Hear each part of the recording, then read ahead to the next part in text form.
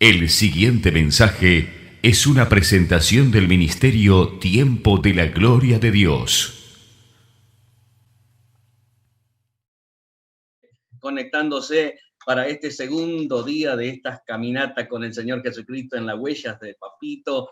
Qué lindo. Vamos a ver qué nos depara hoy, ¿no? A ver qué fue lo que pasó en aquellos tiempos, este día lunes en Jerusalén, y bueno, y cuál es la enseñanza, cuál es lo hermoso que el Señor nos quiere transmitir y dejar ese legado para que lo pongamos en práctica. Él dijo, así como yo hice, vosotros también hagáis, porque yo les he dado ejemplo. Así que vamos a estar atentos a lo que el Señor tiene para nosotros hoy. Gracias por estar ahí conectados, gracias por abrir el corazón, pero vamos a pedir que la tierra de nuestro corazón se prepare por medio de la alabanza, de la adoración, y luego la semilla que va a ser plantada allí va a producir muchos frutos para su gloria. Así que te pido que estés inclinando tu rostro en una actitud reverente nada más ante el Señor y escuchar esta oración. Papito, en esta hora te damos gracias por esta linda oportunidad que diariamente nos estás ofreciendo en esta semana para que podamos recibir de ti la palabra que tú nos vas a traer. Pero no solamente recibiremos de ti, de tu parte, ese regalo precioso que es tu palabra,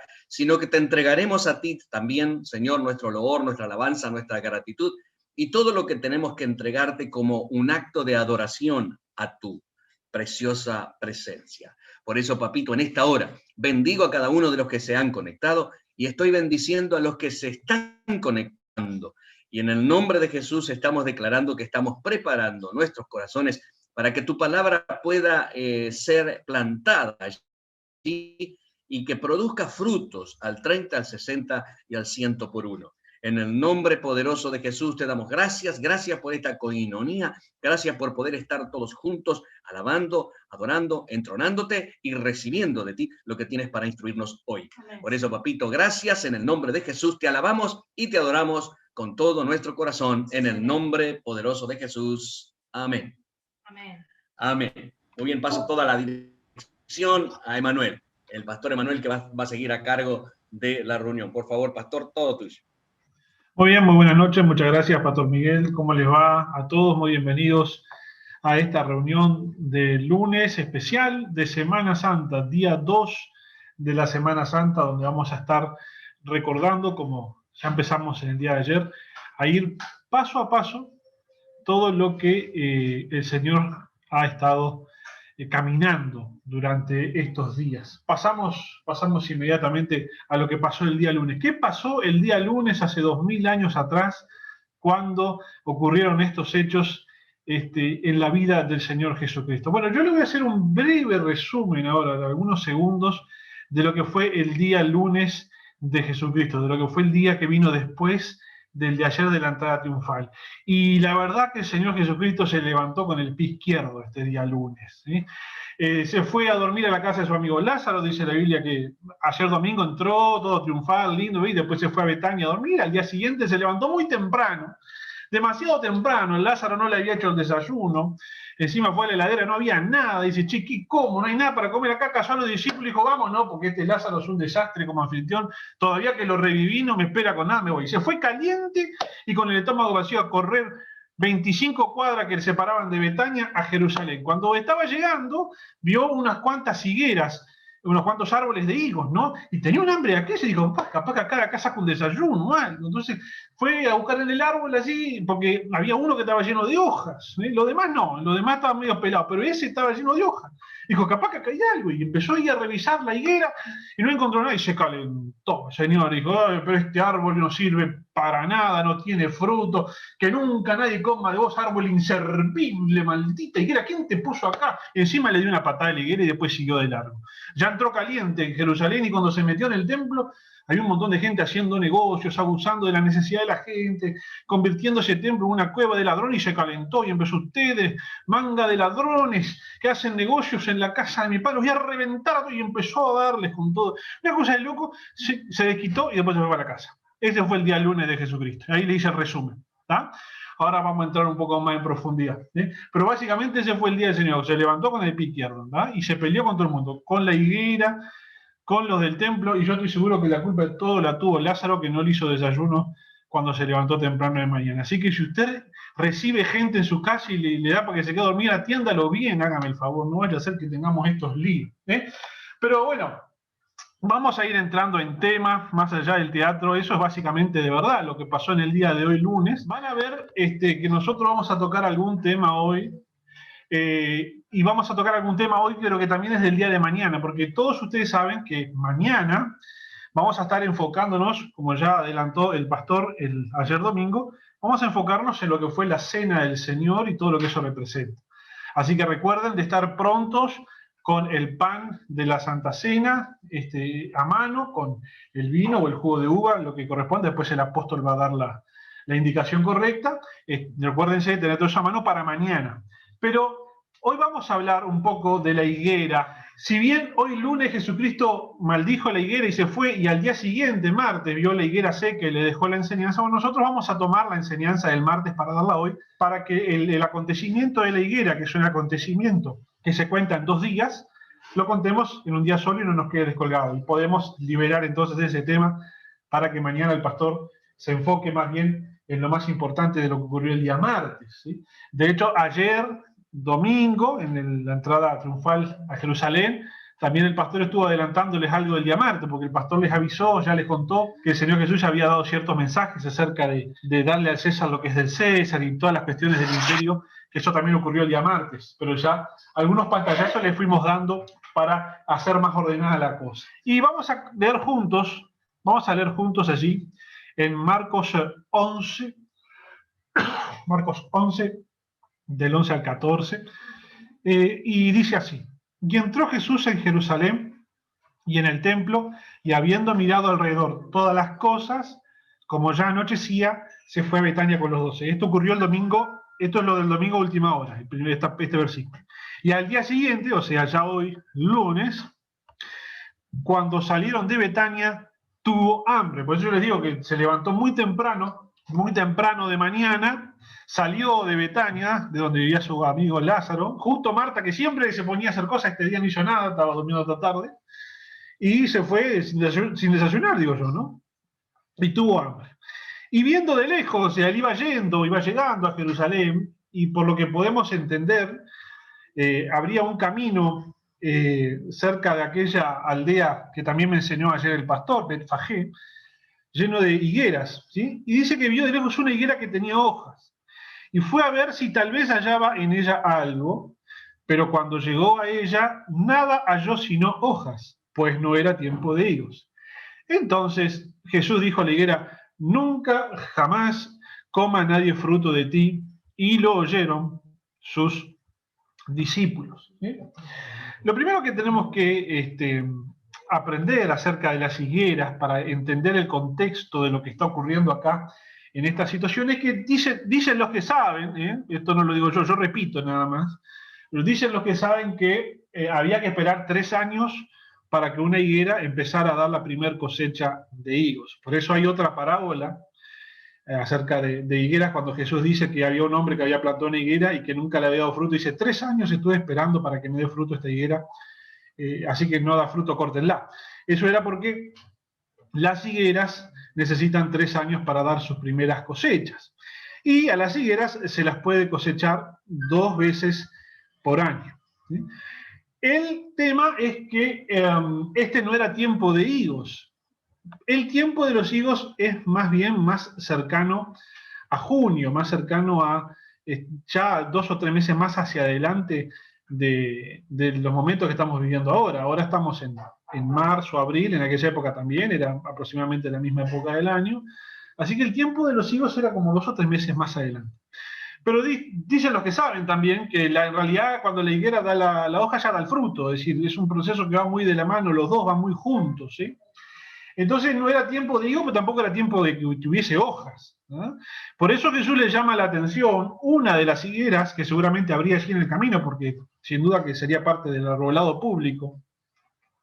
Le llama la atención una de estas higueras que probablemente, seguramente, a diferencia de las demás, estaba dando hojas antes de tiempo, y Jesús se ilusionó con ver si ya también, por lo tanto, estaría dando frutos antes de tiempo, ¿sí? Porque de lo contrario, si todas las higueras que hubiesen en el camino estuviesen todas frondosas y todas con hojas, al no haber encontrado en una iría a buscar a otra. Pero es claro que en ese camino había una higuera que estaba destacando, bastante inusual, de una naturaleza bastante particular, que se había adelantado a dar las hojas, pero todavía no estaba dando los frutos. Y hay mucha enseñanza que podemos obtener acerca de la higuera. Básicamente podemos obtener 3 enseñanzas acerca del episodio con la higuera. La primera enseñanza que podemos obtener tiene que ver con esa representación que es la higuera acerca de la nación de Israel. Siempre se dijo que en la Biblia se compara a Israel con una higuera. ¿Sí? Así que se podría obtener alguna lección acerca de la nación de Israel con la higuera, pero no nos vamos a meter en eso. Otra de las lecciones que podemos obtener acerca de la higuera tiene que ver con el ser genuinos versus las apariencias. ¿Sí? La higuera estaba llena de hojas y por lo tanto nos está enseñando que la higuera estaba haciendo apariencia de que tenía fruto, ¿sí? Pero en realidad no tenía fruto. Cuando tú ibas a ver, la higuera no tenía fruto. Y así muchas veces también ocurre con nuestras vidas, donde nosotros tenemos mucha apariencia de buen cristiano, lenguaje de buen cristiano, ¿sí? Biblia bajo del brazo, etcétera, pero a la hora de conocernos más profundamente cada uno de nosotros no tenemos conductas de buen cristiano, es decir, tenemos la apariencia de cristiano, tenemos las hojas, pero no tenemos el fruto de ser un buen cristiano, ¿sí? Y esto es bien interesante porque Jesucristo, al no encontrar fruto en la higuera, le dice: nunca más nadie coma fruto de ti, a la higuera. Y las palabras que Jesucristo menciona son palabras, deben ser de las pocas veces, yo no quiero equivocarme ahora, pero yo no sé en qué otro momento Jesús profirió una maldición en su ministerio en la tierra, ¿verdad? Si bien no le dijo te maldigo, ¿verdad? Fue suficiente con que diga que nunca más nadie pueda comer un fruto de ti para que esa higuera quedara condenada a no dar fruto de por vida. Y como consecuencia se seca, ¿eh? La maldición no era que Jesucristo mandó que se secara de gusto, ¿verdad? Sino que la maldición no fue para que se secara, sino para que nadie más coma fruto de esa higuera. Y se secó como consecuencia de que no iba a dar más fruto. ¿Qué necesidad tenemos de tener una higuera fresca si no va a volver a dar fruto en su vida? Así que primera lección importante para que cada uno de nosotros tome nota en este día es que no llevar fruto en la vida termina convirtiéndose en una maldición que nos seca. Que pase el tiempo, que tengamos buena apariencia de cristiano, pero que no tengamos conducta correcta de cristiano, que no demos fruto como cristiano, termina convirtiéndose en una maldición que termina secando nuestras vidas, ¿sí? Pero más específicamente yo quiero también ahondar en otro concepto acerca de la higuera. Y les voy a explicar por qué razón. Cuando Jesucristo da una enseñanza, por lo general él siempre la da completa y con explicación. Cuando el Señor Jesús apela a la parábola del sembrador, enseguida les explica a los discípulos la parábola del sembrador y les dice, bueno, la parábola es esto, la semilla es esto, la tierra es esto, etcétera, etcétera. Es decir, Jesús da la enseñanza y da la interpretación correcta de la enseñanza. Nosotros no tenemos otra forma de interpretar la parábola del sembrador que no sea la forma en que Jesús la interpretó unos versículos después, porque Él es el autor de la parábola y Él es el que da la interpretación de la parábola, ¿sí? Lo mismo ocurre con las demás parábolas, solamente hay una forma, hay una dirección de interpretar las enseñanzas del Señor, y cuando el Señor mismo Él da la explicación, no podemos andar agarrando otro tipo de explicaciones. Y en el caso de la higuera que se secó, el Señor Jesús seca la higuera y al día siguiente el Señor Jesús les da la explicación a los discípulos de por qué se secó la higuera. Y allí es donde yo quiero que nosotros nos concentremos en esta noche. Y vamos a estar leyendo lo que ocurrió ya al día siguiente. Por eso ya al día siguiente ya la higuera no está fresca, sino que está seca, ¿sí? Y esto es lo que tenemos al día siguiente. Dice Marcos 11, 23 al 25. Porque de cierto os digo que cualquiera que dijera a este monte, quítate y échate en el mar, y no dudar en su corazón, sino creyere que será hecho lo que dice, lo que diga le será hecho. Por tanto, os digo que todo lo que pidiereis orando, creed que lo recibiréis y os vendrá. Y cuando estéis orando, perdonad si tenéis algo contra alguno, para que vuestro Padre que está en los cielos os perdone a vosotros vuestras ofensas. Esto es lo que ocurre al día siguiente. Al día siguiente los discípulos pasan por el mismo lugar y se dan cuenta de que algo es distinto. Acá habían varias higueras, una estaba muy frondosa. Ahora pasamos por acá y hay varias higueras y hay una que está seca. Esta era la higuera. ¿Ustedes contaron, chicos, cuántas higueras eran ayer? Sí, ¿no? Es esta, ¿no? La que está. ¿Dónde está? ¿Qué pasó con las hojas? No. Y de repente vas por el piso y vas pisando las hojas y crunch, crunch, tanto a secas. Y la higuera es un palito seco. Y los tipos dicen, pero esta no fue la que se calentó el maestro ayer, que encajó una patada, y entonces es esta, dijeron. Bueno, che, se secó, no está mal, imposible. Maestro, lo llaman a Jesús, ¿no? Dice, la higuera que te calentaste, ¿qué calentón? Te calentaste con la higuera ayer y se secó, mirá, por higuera un palito nada más. Y Jesucristo les dice, sí, se secó, ¿sí? Y tengan fe en Dios, porque si ustedes le dicen al monte que se quite y se eche al mar, y no dudan en su corazón de lo que están diciendo, el monte se quita y se echa al mar, ¿sí? Así que todo lo que pidan en oración creyendo, lo van a recibir. ¿Estamos, muchachos? Sigamos. Y siguen su camino, ¿sí? Y esa es la lección que el Señor Jesús deja con la higuera. Es una lección acerca de la fe. Porque el Señor dice, tened fe en Dios. Cuando los discípulos están sorprendidos por lo que pasó con la higuera. ¿Por qué? Porque los discípulos están sorprendidos que Jesucristo solo con pronunciar palabra logró que la higuera se seque. Yo le pregunto a cada uno de los que están acá, ¿sí? ¿Quién no tiene en la puerta de su casa un árbol que le está molestando y le está metiendo las raíces para dentro de la casa? ¿Quién no tiene? Todos deben tener alguno. Mi mamá tiene un árbol enfrente de la casa que se le meten las raíces para adentro y le rompe todo el piso. De hecho, yo me acuerdo que hace muchísimos años atrás en la iglesia donde íbamos con mi señora, había un árbol en las puertas de la fachada de la iglesia que rompía cada tanto el piso de la entrada, ¿no? Y uno lucha con la intendencia para que vengan y le saquen el árbol o le saquen las raíces, ¿no? Ahora la pregunta es, ¿y por qué no vamos nosotros y secamos las raíces de esos árboles? No es más fácil que, porque si vamos a estar esperando que el comunal se acuerde de llamar a Gustavito para que vaya a una sierra y nos corte toda el árbol, vamos a estar esperando, porque no lo van a mandar, porque además encima está en cuarentenado Gustavito. Pero ¿por qué no vamos nosotros y secamos el árbol?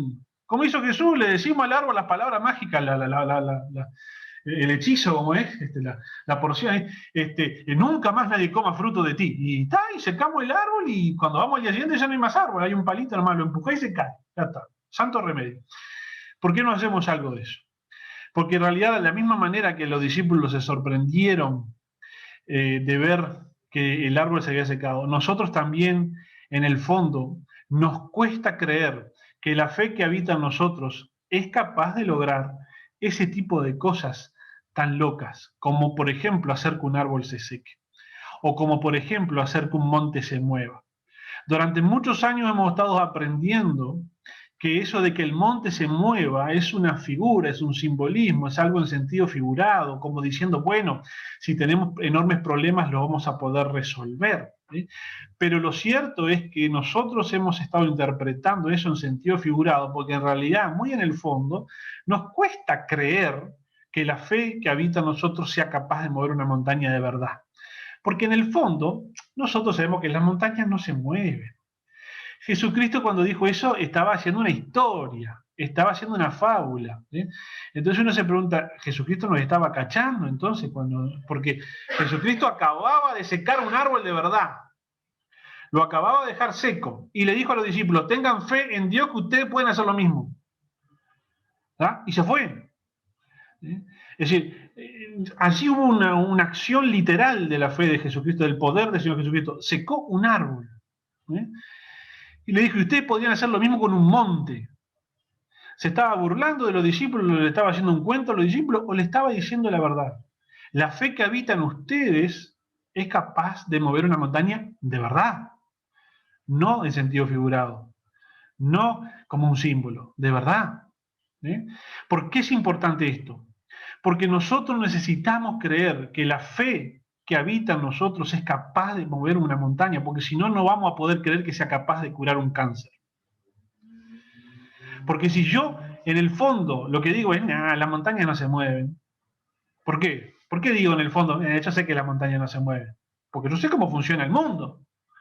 Porque yo tengo conocimiento y sé cómo funciona el universo. Y sé que las montañas no se mueven. ¿Sí? Bueno, en el mismo sentido te va a venir un doctor y te va a decir, mire, yo sé cómo funciona el cuerpo humano. Y yo le digo que esta enfermedad no se cura. Entonces, la fe de uno queda contaminada con el conocimiento y no logra ser una fe capaz de producir un resultado cuando el problema que tengo delante es un problema muy grande o imposible. Solemos ser muy fácil para nosotros tener fe para grandes problemas. Entonces, sí creemos que la fe puede resolver un montón de cosas, pero cuando pasamos al nivel de lo imposible, nuestra fe empieza a fallar, porque en el fondo sabemos que las cosas imposibles no se solucionan. En el fondo sabemos que los árboles no se secan porque uno le anda diciendo, ¡hey, coma fruto de ti! En el fondo sabemos que eso no ocurre. Y en el fondo sabemos que en realidad los montes no se mueven. Y en el fondo sabemos que los hombres no flotan arriba del agua. Entonces, muy en el fondo, en realidad, no creemos que las cosas que la Biblia dice que pasaron de verdad pasaron. Muy en el fondo, no creemos que de verdad se secó un árbol, que de verdad Jesús caminó arriba del agua y que si Jesús quería en realidad movió una montaña también. ¿Por qué? Porque esas cosas no pasan en el mundo. Esas cosas no pasan. Ya sabemos cómo funciona el mundo, esas cosas no ocurren. Y cuando nosotros enfocamos este tipo de cosas así en el sentido figurado, en el sentido de una historia, de una fábula, lo que hacemos es licuar la calidad de nuestra fe. Licuar la calidad de nuestra fe. ¿Por qué? Porque nosotros, en vez de tener la fe enfocada en Dios, tenemos la fe enfocada en el conocimiento que tenemos. Nosotros sabemos que la gente no flota arriba del agua. Nosotros sabemos que los árboles no se secan porque vos te calientas con el árbol y le digas una cosa. Y nosotros sabemos que el monte Pan de Azúcar va a seguir estando en Maldonado siempre. Entonces, en el fondo, cuando a mí me dicen, usted tiene un cáncer, señor, se va a morir en 6 meses, yo en el fondo sé que eso no se soluciona. Que si yo voy a vivir 8 es un milagro. Porque si no tengo la fe suficiente para creer que de verdad se secó el árbol, tampoco tengo la fe suficiente para creer que de verdad se seca el cáncer. Si no tengo la suficiente fe para creer que de verdad Jesús caminó arriba del agua y no se hundió, tampoco entonces tengo la fe para creer en aquellas cosas de la vida que resultan imposibles. ¿Por qué? Porque toda la vida yo creí que cuando Jesús hablaba de que la montaña se movía, era una figura, era una fábula, era una cosa ilustrativa. Este es el punto. Nosotros no vamos a andar moviendo montes. Que se queden tranquilos los de Maldonado, que no le vamos a sacar el pan de azúcar. Porque además, entre otras cosas, a Dios no le gusta que le andemos moviendo las montañas donde las puso. A él le gusta ahí donde quedaron también. ¿Tá?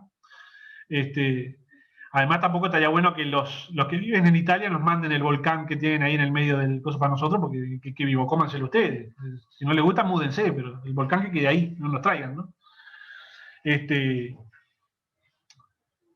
Y no vamos a andar moviendo montañas de verdad. Porque, entre otras cosas, el universo tiene su orden. Dios no lo permitiría. Pero lo que sí tenemos que creer es que si tuviésemos que mover la montaña, la podríamos mover con el poder de la fe que hay en nosotros. Si tuviésemos la fe puesta en Dios. Lo que Jesús está enseñándoles con la higuera a los discípulos es que crean que la fe en Dios puede lograr cualquier cosa, por imposible, estrafalaria y por locura que parezca. ¿Y por qué Jesús les hace este ejemplo a pocos días de morir, a 2 días de morir? Porque la fe a los discípulos no les iba a dar para creer que Jesús, mutilado y torturado como iba a quedar en la cruz, iba a poder resucitar. Porque los discípulos veían lo que quedaba de Jesús colgado en la cruz y decían, es imposible que de esto resucite algo. Muy en el fondo sabemos que lo vimos caminar arriba del agua, lo vimos levantar muertos de todo tipo y color, hasta lo vimos levantar a Lázaro que tenía 4 días enterrado, lo vimos levantar de todo, pero esto es inlevantable. Pero Jesús no les acaba de decir que si tienen fe en Dios y no dudan pueden mover una montaña. Pero era en sentido figurado. No era en sentido figurado. Lo cierto es que no vamos a ir andando montes, no vamos a ir moviendo bosques de aquí para allá, no vamos a andar haciendo espectáculo de magia. Lo que sí necesitamos creer es que la fe puesta en Dios, sin dudar, es capaz de lograr cualquier cosa. Porque muy en el fondo, la gran lucha que todos los cristianos tenemos con nuestra fe es que muy en el fondo sabemos que ciertas cosas no pasan nunca. Muy en el fondo sabemos que una persona arruinada por las drogas no sale, se queda arruinada por vida. Muy en el fondo sabemos que un cáncer, una enfermedad terminal bien diagnosticada no tiene marcha atrás, no se cura. Si muy en el fondo sabemos que hay ciertas cosas que son así y no tienen vuelta. Y esa forma de pensar contamina nuestra fe y no nos permite alcanzar la victoria muchas veces en muchas circunstancias de nuestras vidas. Por eso muy en el fondo los discípulos, después de ver cómo quedó Jesús en la cruz, no les dio para creer que se podía levantar de eso. Y la evidencia usted la va a ver en unos pocos días.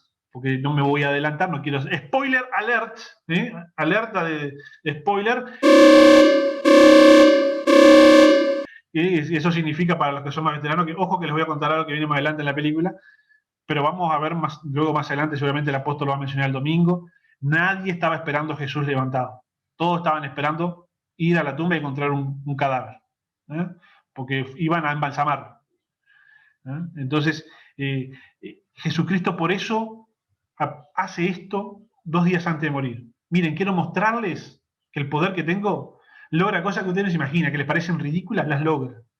Como secar este árbol. Como pudimos caminar Pedro y yo arriba del agua. Porque caminaron arriba del agua. Cosa que usted y yo no vamos a hacer nunca. Porque el pobre Pedro se hundió, pero que dio 2 pasos arriba del agua, las dio. Más de lo que usted y yo vamos a dar en 3 vidas, si tuviéramos chance de vivir. Pero sí que caminé arriba del agua, sí que Pedro caminó conmigo, sí que levanté muertos, sí que te seco un árbol, sí que te muevo una montaña y sí que resucito este próximo sábado. ¿Está? Por eso Jesucristo da esta lección acerca de la fe. Tenemos que creer que la fe puede mover un monte de verdad, posta que podemos mover un monte. ¿Tá? Yo no estoy loco, bueno, capaz que estoy loco, sí, no sé. ¿Sí? Pero posta que el poder de la fe puesta en Dios, yo creo que puede mover un monte. ¿Sí? Aunque en el fondo yo sé que los montes no se mueven, bueno, yo lucho contra ese argumento, lucho contra ese razonamiento, lo tiro abajo.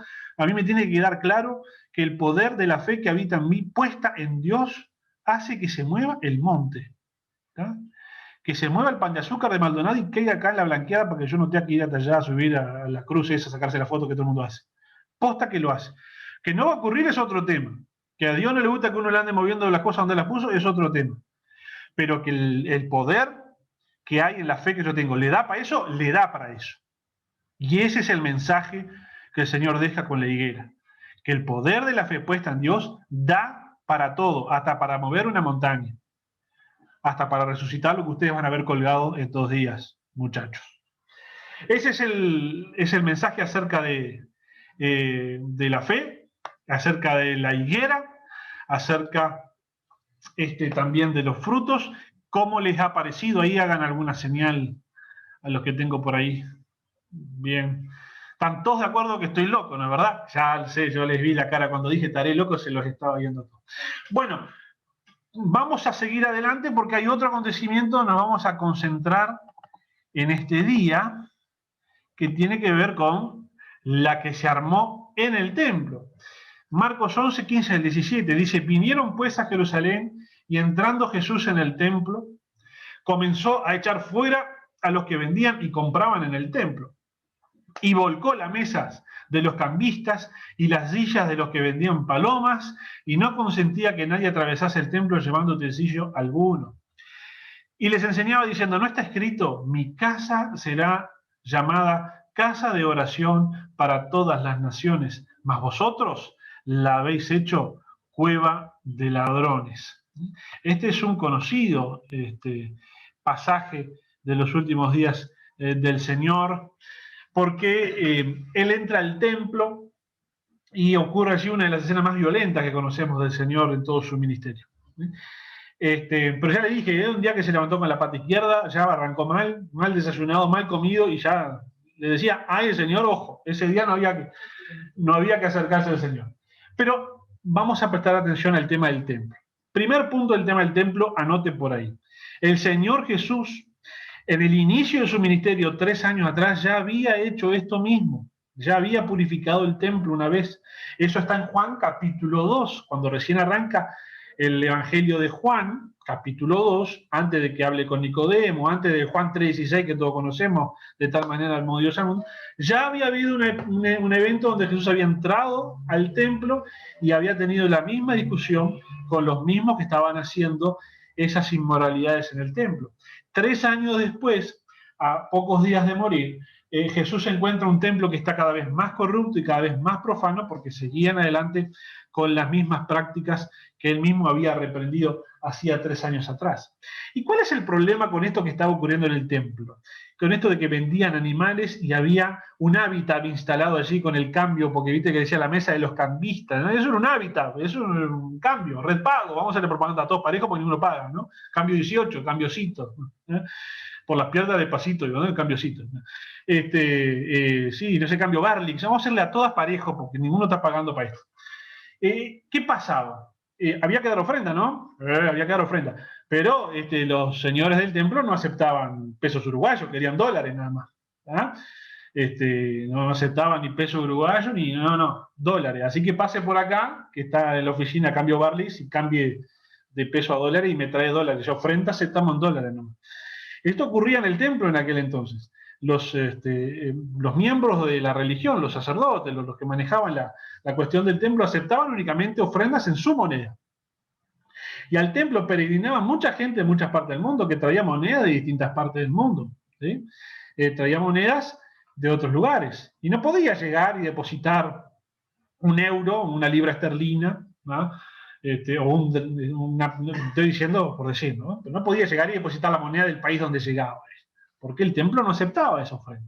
Entonces estaban los cambistas, los de la mesa de cambio, que obviamente era como el cambio del aeropuerto, el dólar está a 45 y el aeropuerto está a 63, una cosa así, de verdad, ¿no? Te fundían con el cambio y vos tenías que dar una fortuna de tu dinero para que te den una monedita que servía para que vos puedas depositar la ofrenda en el templo. Entonces estaban haciendo del acto de ofrendar una oportunidad de negocio inmoral, absolutamente incorrecta, abusándose de una regla ridícula como es, ¿acá solo aceptamos esta moneda de ofrenda?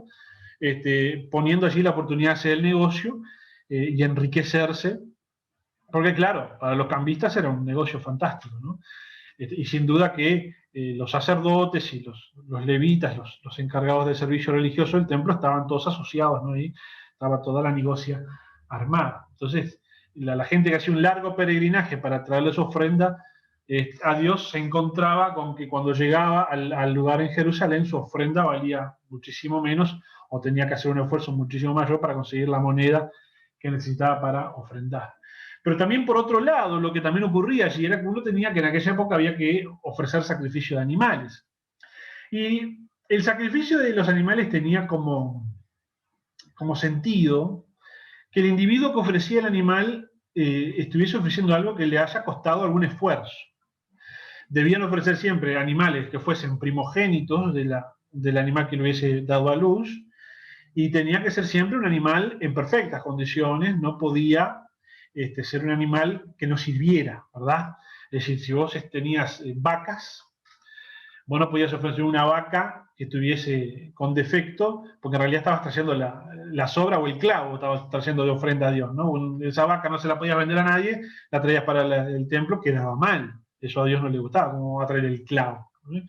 Lo mismo que tenía una oveja, un corderito defectuoso, que no le servía para nada a usted no iba a poder hacer ningún negocio con esa oveja, no la podía vender, no le daba lana, no hacía para nada, la lleva para el templo, ¿no? Es decir, el clavo no me traigan, decía el Señor, me van a traer, tráiganme algo como la gente. Entonces, el llevar un animal implicaba el esfuerzo de haberlo dado a luz, haberlo cuidado, haberlo matado, hasta que tuviese la época de poder ser ofrecido, ¿no? Pero eso era para la gente que tenía animales y podía ofrecer animales. Los que eran pobres ofrecían palomas. Que de hecho, si usted presta atención, en los primeros capítulos del Evangelio de Lucas, cuando se nos cuenta que van a presentar al niño Jesús que acaba de nacer, los papás llevaban palomas como ofrenda, lo que nos da la pauta de que los padres de Jesús eran pobres. Pero ¿qué pasa? Los tipos, que no se le escapaba ninguna, no se le escapaba ninguna, los tipos la tenían clarísima, mirá. instituyeron una suerte de inspección acerca de los animales, donde los tipos tenían que inspeccionar el animal que vos traías, pero se les iba la mano con la inspección, te inspeccionaban hasta si tenía peca ya no sirve, ¿no? ¿Tá? Entonces vivían rechazando animales porque le encontraban algún defectito o lo que sea. Pero si se lo compra aquel que está allá, ese se lo vamos a aceptar porque ese está aprobado, ¿no? Entonces lo que estaba instalado en el templo era una suerte de conglomerado corrupto de gente que te vendía animales a precios abusivos, pero que estaba seguro que si le comprabas eso pasaba la inspección de los sacerdotes, ¿no? Entonces, claro, y así hacían hasta con las palomas. Es decir, la ofrenda de los pobres también. Sí, el pobrecito venía con su paloma, no, esta paloma no sirve, tenía que comprar la paloma allá en el pajarero ese que está ahí, ¿sí? Y el tipo te vendía la paloma, te fajaba con la paloma, que era la ofrenda a los pobres, pero vos estabas tranquilo que esa paloma te la aceptaban para sacrificio. Entonces, la religión que estaba instituida en aquel entonces no era más que una oportunidad de hacer negocios con la superstición de la gente, ¿no?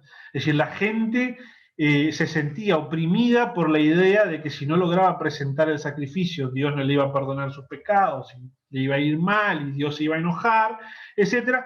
Entonces, estos tipos hacían negocio, ¿sí?, con la coacción hacia la gente, ¿sí? Se va entendiendo cómo es el asunto de lo que ocurría en el templo, ¿sí? Esto es muy importante aclararlo porque no tiene nada que ver con cuando vendemos hamburguesa para pagarle el campamento a los gurises después del culto, ¿está?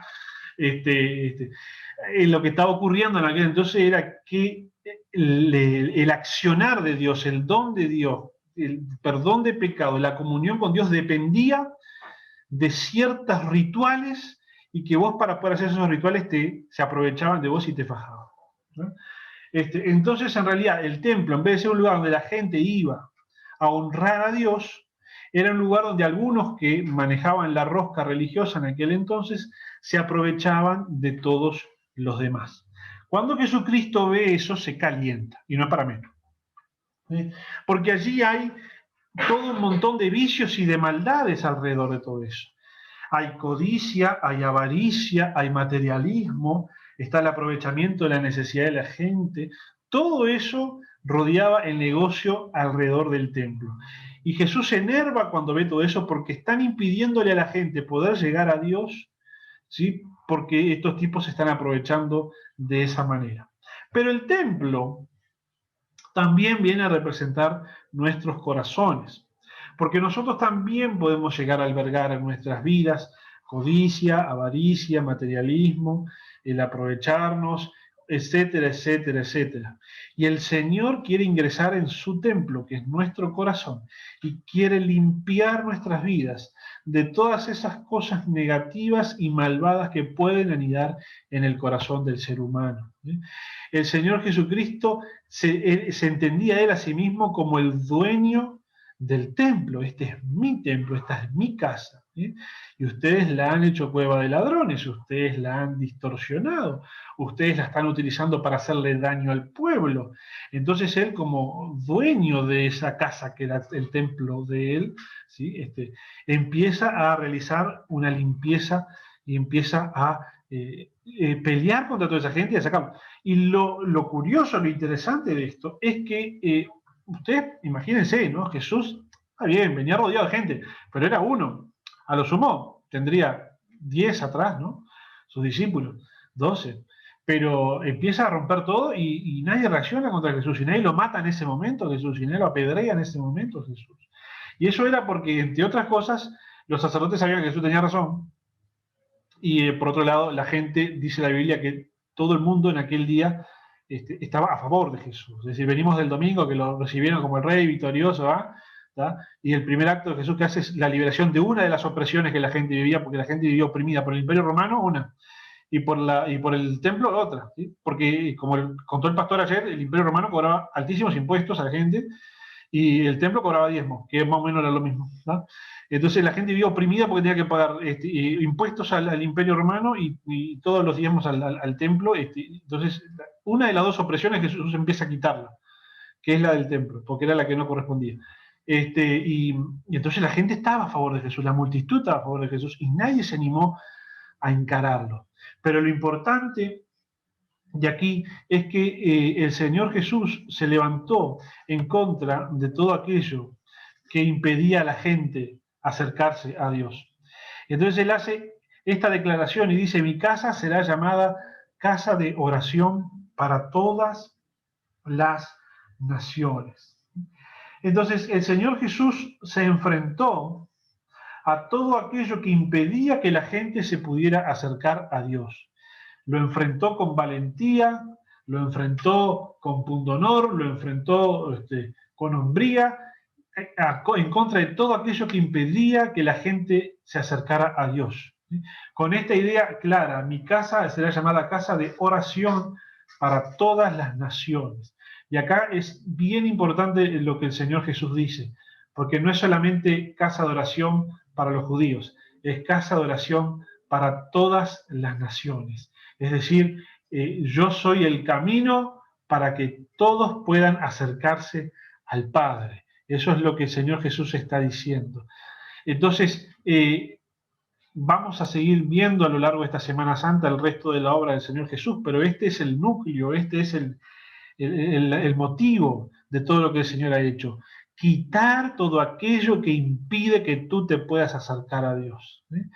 No importa qué sea lo que te está impidiendo que te acerques a Dios. Quizás es algo dentro de tu corazón, quizás es un cargo de conciencia, es un sentimiento de culpabilidad. Quizás lo que te está impidiendo acercarte a Dios, ¿sí?, es una convicción equivocada. Y quizás lo que te ha impedido acercarte a Dios han sido estructuras, personas, instituciones, ¿sí?, que no han honrado a Dios hablando en nombre de Él y que han servido para alejarte o para perjudicarte en lugar de acercarte al Señor. Lo importante es que nuestro Señor Jesucristo se enfrentó, se enfrenta y se seguirá enfrentando a todo aquello que impida que la gente pueda acercarse a Él. Él se va a encargar de limpiar y de quitar los obstáculos que impiden que la gente se acerque a Él, donde sea que estos obstáculos estén instalados. El Señor Jesús ha dejado claramente expresada en su palabra cuál es su obra de salvación, que es gratuita, que Él ofrece a todo aquel que quiera aceptarla. Y nuestra misión, nuestra función como iglesia es proclamarle a todo el mundo que el Señor Jesucristo sana y salva a todos por igual, y que Él tiene sus brazos abiertos para que todos se acerquen a Él. Que no importa dónde nacimos, de qué familia venimos, cuál es el color de nuestra piel, si tenemos capital o si no, el rico, el pobre, el extranjero, todos pueden acercarse al Señor para obtener la salvación. Y de esa manera el Señor Jesucristo purificó el templo en ese día. De esa manera el Señor quiere purificar nuestros corazones en este día, siempre con el mismo objetivo, con el objetivo de que podamos acercarnos a Él, que es lo verdaderamente importante. Así que les voy a invitar a que estemos orando para ir cerrando el mensaje del día de hoy, de qué fue lo que ocurrió el día lunes, el día en que Lázaro se olvidó de hacerle el desayuno a Jesús. Le va a quedar grabado por eso, ¿verdad? ¿Qué pasó el día? ¿Qué es lo que pasó cuando no le hicieron el desayuno a Jesús? Bueno, esta cosa pasó. Nos ha dejado una gran lección de fe a través de la higuera y nos ha dejado una gran lección de amor a través de la purificación del templo. Los invito a que estemos orando. Señor, te damos gracias en el nombre de Jesús por este día, por esta oportunidad de recordar cada día de la semana cuáles fueron tus pasos y la huella que tú dejaste en aquella que fue la primera Semana Santa de todas. Señor, qué bueno es, porque tu palabra dice que seamos imitadores de ti. Qué bueno es que podamos, Señor, ser imitadores de ti y ir aprendiendo qué fue lo que pasó cada uno de esos días. Ayer vimos cómo entraste triunfalmente en la Jerusalén, Señor, cómo la gente te aclamó como el rey, cómo se cumplieron las profecías. Señor amado, y hoy seguimos viendo, Señor, cómo tú nos has dejado una gran lección de fe. Señor, que tú nos permitas entender esta lección de fe que tú nos has dejado. Señor, que sea una lección donde realmente nosotros podamos quitar de nuestra mente todos esos argumentos, todos esos razonamientos, todas esas ideas racionalistas, Señor, que están impregnadas en nuestra mente desde muy temprana edad y que nos impiden creer que el poder de la fe que habita en nosotros, si está puesta en ti, es capaz de lograr cualquier cosa. Señor, quita de nosotros esos razonamientos de que hay ciertas cosas que no ocurren, que hay ciertas cosas que no van a pasar nunca, que el mundo no funciona de esa manera. Todos esos razonamientos nos impiden creer que tú, que creaste el mundo, que creaste el universo, eres capaz de hacer cualquier cosa, Señor amado. Por eso, Padre, tu palabra dice que si nosotros pedimos de acuerdo a tu voluntad, podemos estar tranquilos que recibiremos lo que hemos pedido. Por eso tú dijiste que si nosotros no dudamos en nuestro corazón, todo aquello que digamos será hecho. Por eso, Padre Celestial, nosotros en esta hora te damos gracias, porque esa fe es la fe que tú pusiste en nuestros corazones. Señor, permítenos purificar nuestra fe y quitarle la contaminación del conocimiento, que lo que hace es licuarla, que lo que hace es bajarle su calidad, para que sea una fe inocente, capaz de creer en todo lo que vos dijiste. Dijiste que podíamos mover una montaña, podemos mover una montaña. Entonces sabemos, Señor amado, que vas a hacer grandes cosas en nuestras vidas. En esta hora, yo quisiera que cada uno de mis hermanos piense en esa montaña, piense en ese problema, piense en esa dificultad, piense en lo que está atravesando. Y en el nombre de Jesús, hermano, en esta hora, dígale a la montaña que se mueva, dígale a la enfermedad que se seque, que desaparezca en el nombre de Jesús, dígale al problema que se resuelva, dígale al obstáculo que se corra en el nombre de Jesús de Nazaret. En este momento piense en lo que usted está atravesando, en la necesidad que está teniendo, y abra su boca y declárelo como el Señor dijo aquí en la palabra que hoy vimos, que lo que digamos, si no dudamos en nuestro corazón, lo que digamos será hecho. Por eso, Padre Celestial, pedimos a ti, Señor amado, creyendo que lo que pedimos lo recibiremos. Y también en el nombre de Jesús perdonamos, Padre Celestial, perdonamos todo aquello, Padre Celestial, que debamos perdonar a cada persona que nos ha ofendido, porque tu palabra también allí decía que hay que perdonar para que nuestras oraciones puedan alcanzar tu trono. Señor, y te damos gracias en el nombre de Jesús. Te pedimos que purifique nuestros corazones. Señor, que el templo de Jerusalén sea como el templo de nuestro corazón. Aquí, Padre Celestial, tú entras, Señor amado, y sé el dueño de nuestro corazón, sé el dueño de este lugar, Señor, y purifícalo, y quita todo lo que está mal. Señor, quita, Padre Celestial, si yo he creído que por acercarme a la iglesia, por acercarme a ti, me podría aprovechar de eso para mi beneficio propio. Señor, quita, Padre Celestial, de mí codicia, avaricia, Señor, materialismo. Padre Celestial, quita de mí, Señor, todo eso que no te honra a ti. Purifica este templo, Señor amado. Purifica el templo de nuestro corazón, que es tuyo, Padre, en el nombre de Jesús. Señor, y te damos gracias, porque tú nos has mostrado que tú luchaste y venciste a todo aquello que se oponía a que yo me pueda acercar a mi Padre. Y estableciste el camino para que yo pueda acercarme a mi Padre. Y te doy gracias por eso, Padre Celestial. Te doy gracias por eso, amado Señor. Gracias, Espíritu Santo, porque tu presencia está en nosotros y está en estos lugares donde estamos cada uno de nosotros reunidos en esta noche, en cada uno de los hogares y en cada una de las casas que hoy se han conectado. Allí está tu Espíritu Santo en este momento tocando, trayendo amor, paz, armonía, felicidad, Señor, en el nombre de Jesús de Nazaret. Gracias, Padre Celestial, por todo eso.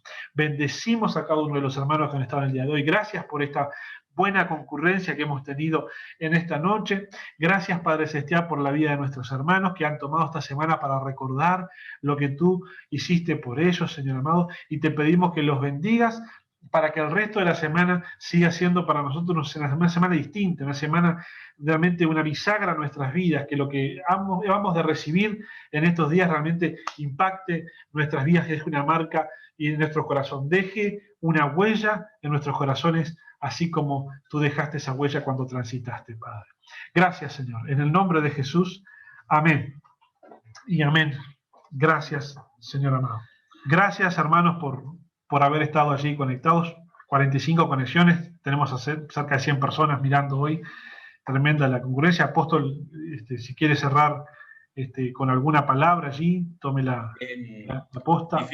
Difícil de agregar alguna palabra a esa tremenda palabra que nos trajiste. Menos mal. sobre todo al principio de verlo a Jesús embroncado y las patadas con la higuera. Me reí todo el tiempo. Ok. Sí, no, realmente hermoso, ¿no? La Escritura dice, para aquel que cree, todo es posible. Amén. Así que lo difícil no es a veces proclamar y declarar, porque muchos de nosotros proclamamos y declaramos. Creo que lo más difícil acá es creer para luego declarar lo que creemos. O sea que tiene razón la palabra, siempre tiene razón la palabra, y bien lo que dijo el pastor Emanuel, es real. Si yo logro creer, confieso lo que creo, lo que digo, voy a recibir. Eso es importantísimo. Queridos, para invitarles para que mañana no se pierdan, mañana prácticamente vamos a hacer si fuera el 14 de Abril, el 14 de Nisan, entre las 2 tardes, cuando ya celebramos la Pascua. Y bueno, les vamos a pedir que cada uno de ustedes esté preparando ese panásimo, o que le puedan preguntar allí a dónde se puede conseguir masac, ¿no? Ahí está. Que pueda. No se puede, no hay está lugar agotado, donde. Bueno, me parece que está agotado. Bueno, vamos a hacer pan sin levadura, ya le hemos pasado la receta, por así decirlo, ¿ya? Para que puedan tenerlo allí en sus casas. Bueno, con su copita de jugo de uva o del vino, de acuerdo al caso. Ustedes conocen cómo nosotros obramos, así que en total libertad para poder participar mañana. Tenemos pensado también, no lo hemos discutido, habíamos hablado y después ahora me acordé, porque también en ese tiempo, saben que Jesús lavó los pies a los discípulos. Amén. Y esto está muy, pero muy bueno, porque tiene un simbolismo muy espectacular. Entonces queremos pedirle que ustedes también dispongan de una palangana, un lebrillo, con agua hasta cierta, si estás con alguna persona, por supuesto, ¿no? Si estás en familia, en tu burbuja, por así decirlo, tenés que tener ahí un lebrillo y quizás algún baldecito con agua limpia y cada uno con su toalla. Vamos a hacer este acto que tiene un simbolismo precioso que mañana lo vamos a estar explicando. Y la persona que esté sola, que también lo haga. Ahí está. Porque va a recibir de Jesucristo también. Ahí está. Sí, por supuesto, porque el que te va a lavar los pies va a ser el Señor Jesucristo que está en la persona. Pero si estás solo o sola, hacelo de todas maneras, porque el Señor Jesús va a estar contigo. ¿Ok? Amén. Así que tranquilo, porque Él está allí. Buenísimo. Entonces no se olviden, mañana vamos a tener el pan, vamos a tener el vino, vamos a tener la palangana con el agua, cada uno con su toallita, ¿ok? Y vamos a hacer eso tan lindo con una breve explicación, ¿está bien? Entonces vamos a dedicarnos más bien a la parte de la ministración, porque es muy, pero muy, muy hermoso hacerlo de todo corazón, aprendiendo el simbolismo y lo que realmente significa esta cosa tan linda que vamos a hacer mañana. Fue una presentación del Ministerio Tiempo de la Gloria de Dios.